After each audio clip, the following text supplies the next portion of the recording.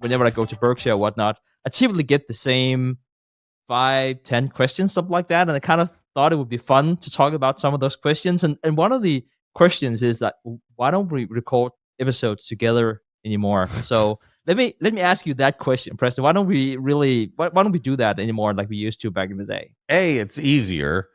Yes.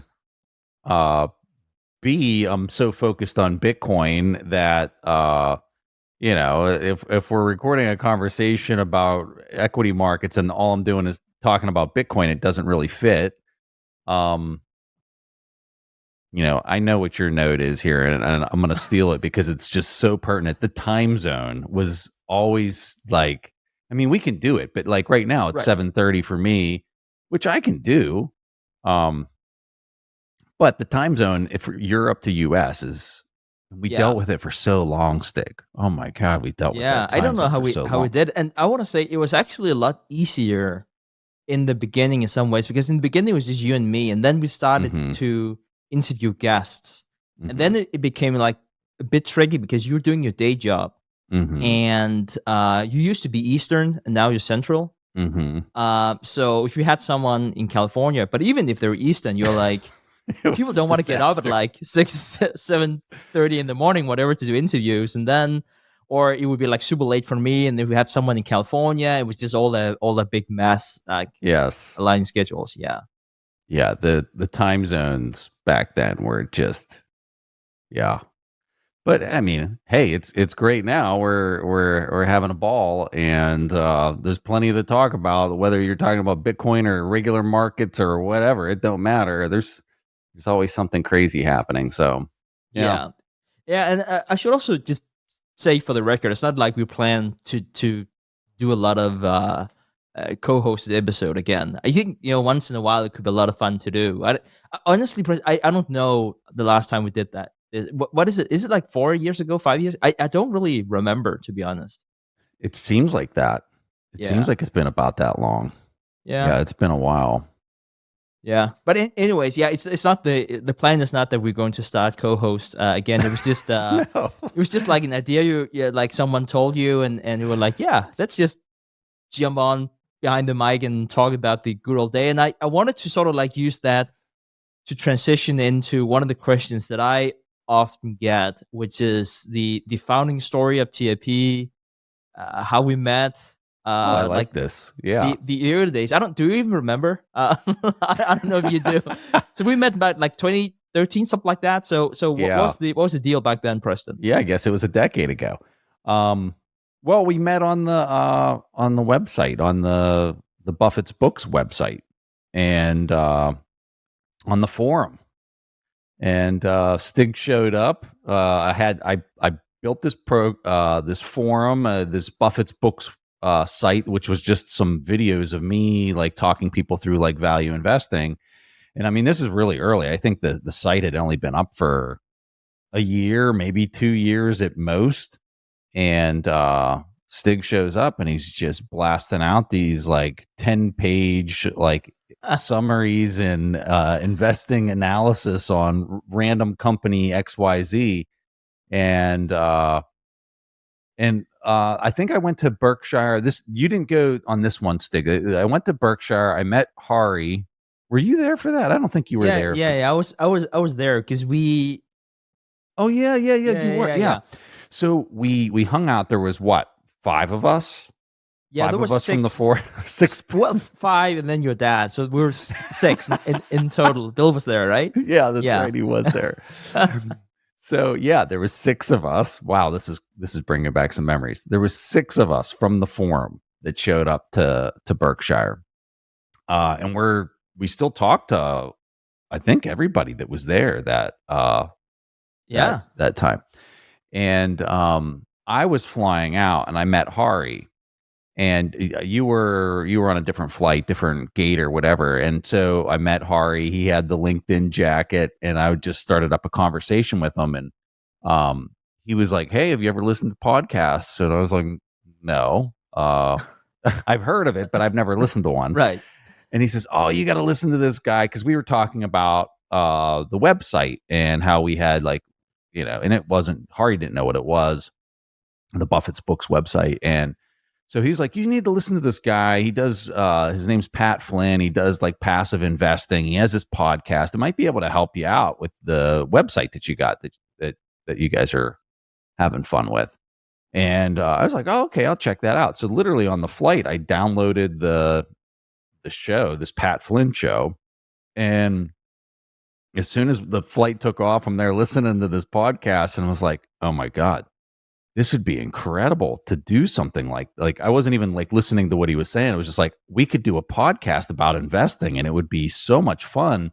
And what I was really thinking, because I just built like this whole video course, Stig, where the video editing is just painful, right? Like, yeah, I mean, you know the deal. It's not just your audio. It's now you have to create these graphics that make it all make sense. And like, it's a lot of work. And I'm listening to the audio on this podcast. I'm thinking the whole time, all I was thinking was, this would be so easy to create this content versus making videos like I did for this Buffett's Books course. Like, this would be awesome just to sit down and have a conversation and not have to do all the editing afterwards. And I don't think it was more than a day or two after that trip that I shot you a note and I was like, hey man, like, would you be interested in just recording conversations about our financial picks or the investments that we're looking at, instead of like writing up these big long posts on these forums, like, hey, let's just record our conversations. And like, I don't even know if anybody will listen to it, but you know, like, what the heck? And I don't know if you remember your response back to me, but I remember your response back. Do you remember it? I think it was something like you definitely didn't overpromise. I remember because you said more than once, like, I don't know if anyone wants to listen to it. But what's the response like? I think I was pretty worried about I have to do it in another language, first of all, but also like the whole technical aspect. Like I am and was terrified of all the, equipment that you needed to have a podcast. And this was, I know I'm gonna sound like really, really old, as this is gonna say, but this wasn't like today where you could get like everything's just in a box and then you just plug it in. Like this was like it was very different back then, and it required different equipment. To your point before, Preston, with like the whole editing and that stuff, it wasn't like today when you had like Canva and then anyone could do XYZ. It was like you had to like learn really painful software to get started with whatever you want to get started with. Oh my God, it sounds like, if your kids were listening to this, that would be like, did they even have telephones back then or whatever? Like, I was just, I was like, what's an RSS feed? Like, what the hell is that? Like, there was so many things we had no idea. We had no idea what we were doing. That's for sure. But yeah, you responded back and you're like, Preston, like, I have a foreign accent. Like, I don't even speak English for like my first language. Right. I just don't think anybody would want to listen to me. Hey, so I'm going to talk to you about Foundation Devices, which is self-custody done right.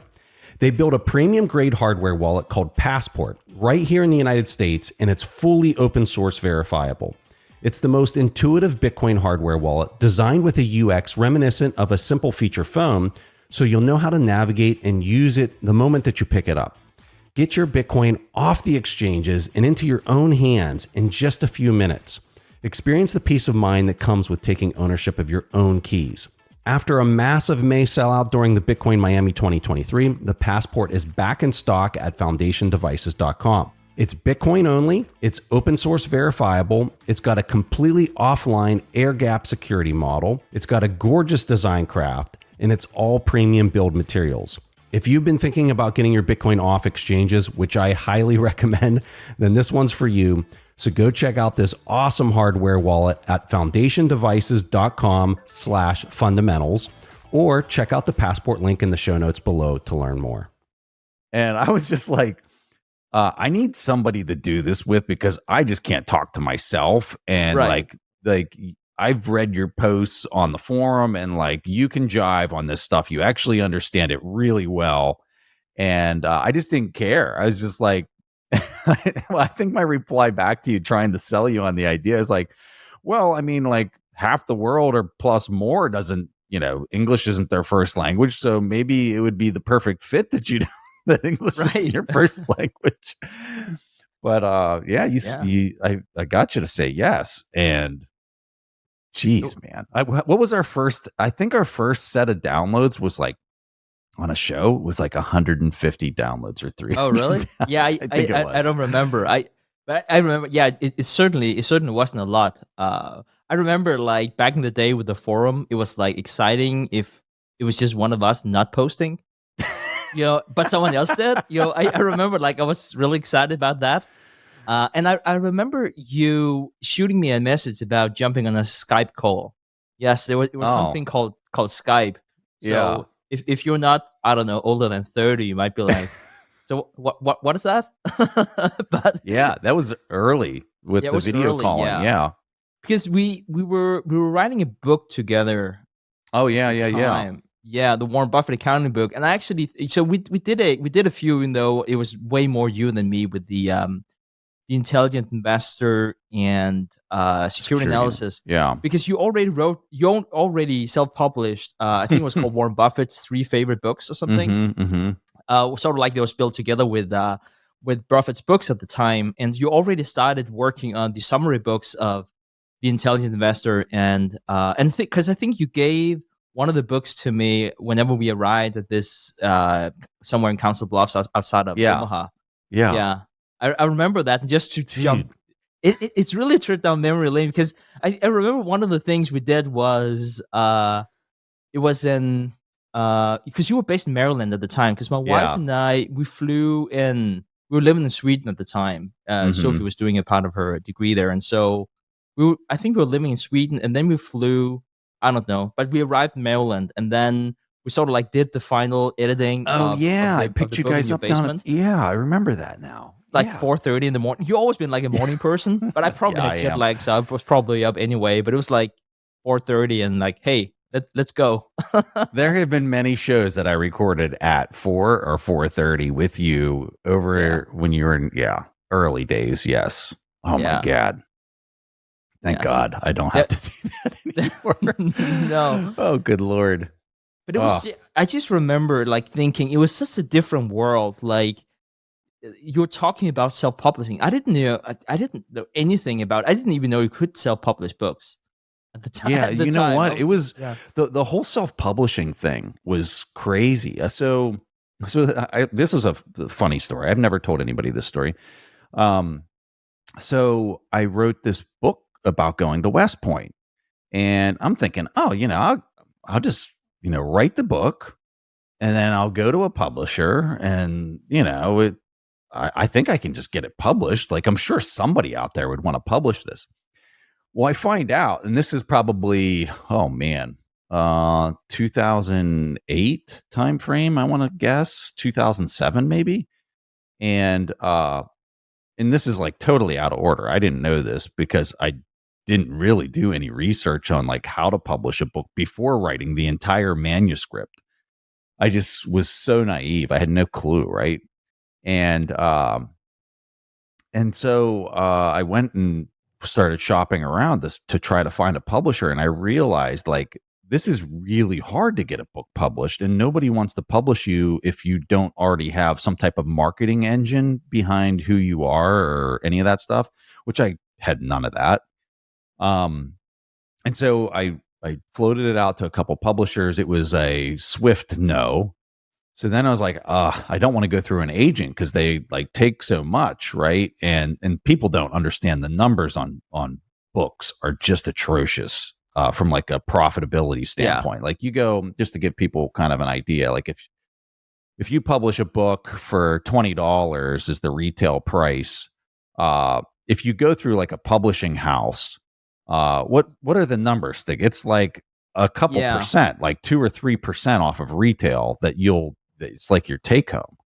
Yeah, I think you probably get it. So it's different. At least the book contract we see today is like 7% on the physical book, and then probably 25 on the ebook.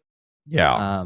So it's pretty brutal. And so you might be thinking, Rowling or I don't know, Stephen King, like, I'm sure they'd make a killing. But, if you're not them, the book sales, people don't realize this too. The book sales are very, they're not linear at all. So like if you're in the top 100, or I'd say the top 1,000 on Amazon, like those books are pretty profitable. if you're in the top 100 on Amazon, you're very profitable. But after 1,000 to like 10,000, and this is based off the Amazon ranking, the profitability goes down drastically. If you're above 10,000, it's like the thing practically makes no money at all. I mean, it makes some, but nothing that's going to feed the family. So obviously, I didn't know any of that stuff whatsoever. Right? I just wrote this book, I didn't really write that book for profit. It was more for me just to like capture these funny stories that happened to me when I went through the service academy. And so anyway, I try to get this thing published, and it gets out there and nothing back. So then I have to go through the agent. The agent's like, oh yeah, I think I can get this through. And so he goes and he's shopping it around. And after like, I don't know, 3 or 4 months, he came back to me. He's like, yeah, we're just going to, rip up our contract because I can't get this thing published. And I was like, this is crazy. I've never seen anything so difficult to like pull off. So I was just desperate for a solution because I had spent all this time writing the entire manuscript. And by the way, if you're going to write a book, you write the first chapter, you float the titling, you float how you're going to do the marketing to like one of these publishing houses, and then they pay you an upfront fee, and then you write the book. Didn't know any of that, right? Didn't know any of that. Wrote the whole thing, and now I'm just like trying to figure it out. Well, there was this guy, I forget the guy's name. He wrote a book about self-publishing and how that whole space is drastically changing with print on demand. And I mean, literally, this was probably 2 years into this print on demand thing that had just started to happen, where you could set up a digital file online. What was the name of the Ingram Books had this thing where you could take the digital file, you could upload it to their database, and then anytime somebody would buy a book on Amazon or Barnes and Noble, they would literally take that digital file, they would print it, they would put it in the Amazon shipping right out of that factory, and then they would mail it straight to the person, and then they would write you a royalty check for however many books they print. And so for somebody that's out of traditional publishing prior to this print on demand thing, like this was really big because you might have to buy 10,000 books and store them wherever and hope that you sell the 10,000 books, because you might only sell 5,000, and then you literally made no money on the amount, and you wanted to buy a lot because you get a discount for printing 10,000 versus 1,000. Well, with print on demand, like all this just went away, and your like take home margins were like really large. They were substantial. So like we said like, I don't know, call it 5% or 7% of the retail price. On print on demand, I want to say it was like 40% of retail price is what your take home was, which is just, I mean, you're in a different universe with those margins. So I read this guy's book, and he not only like showed you how to like get these books published on these platforms, but then he also helped you understand search engine optimization, how to market it through Amazon, like all this stuff. And it was like total turnkey thing. And this book had just come out. I read it. I was like, well, I'm just going to do this. And so then I did that with the West Point book. And then you and I just replicated it with some of the finance books. And then we realized it was just easier to do podcasts than to do these books. When the stability is fine, we focus on profitability, which means that we want to ensure that all of our companies are actually creating value. And that is not enough. We want them to create value, but also to capture enough of that value so that they are relevant and can reinvest money for themselves and for us to deploy to acquire new companies.